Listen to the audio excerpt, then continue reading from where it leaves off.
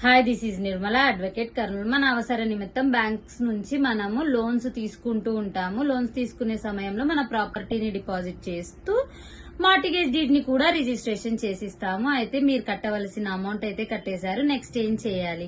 మీరు ఖచ్చితంగా section 17 registration act 1908 ప్రకారం ఎలాగైతే మార్టిగేజ్ డీడ్ ని రిజిస్ట్రేషన్ చేసి ఇచ్చారో ఖచ్చితంగా బ్యాంకు నుంచి కూడా రిలీజ్ డీడ్ ని రిజిస్ట్రేషన్ చేయించుకోవాలి. అయితే మార్టిగేజ్ సమయంలో ఎవరైతే బారోవర్స్ ఉన్నారో వాళ్ళు అందుబాటులో లేనప్పటికీ బ్యాంకర్స్ నుంచి మాత్రమే ఈ రిలీజ్ డీడ్ ని ఎగ్జిక్యూట్ చేసుకోవచ్చు. అదే విధంగా మీరు బ్యాంకు నుంచి ఖచ్చితంగా నో డ్యూ సర్టిఫికేట్ ఎన్ఓసి అనేది తీసుకోవాల్సి ఉంటుంది.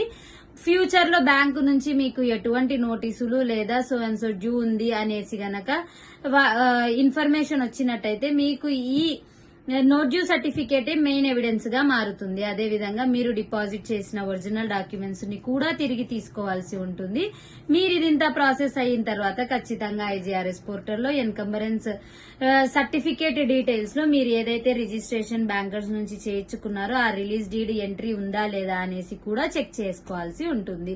సో మీరు కట్టవలసిన అమౌంట్ కట్టేసి సైలెంట్ గా ఉంటే సరిపోదు. ఖచ్చితంగా ఇదంతా ప్రాసెస్ కూడా ఫ్యూచర్ లో మీరు ఆ ప్రాపర్టీని సేల్ చేయాలన్నా లేదా ఇతర ఏ ఫర్దర్ ట్రాన్సాక్షన్స్ జరగాలన్నా ఈ రిలీజ్ డీడ్ అనేది అంతే ఇంపార్టెంట్. ఇటువంటి వాటికి సంబంధించి మీకు ఇంకా ఏమైనా డౌట్స్ ఉన్నట్టయితే మీరు మమ్మల్ని కాంటాక్ట్ చేయొచ్చండి. ఆర్కే డాకప్ Kurnool and Nandyal branches. Thank you so much.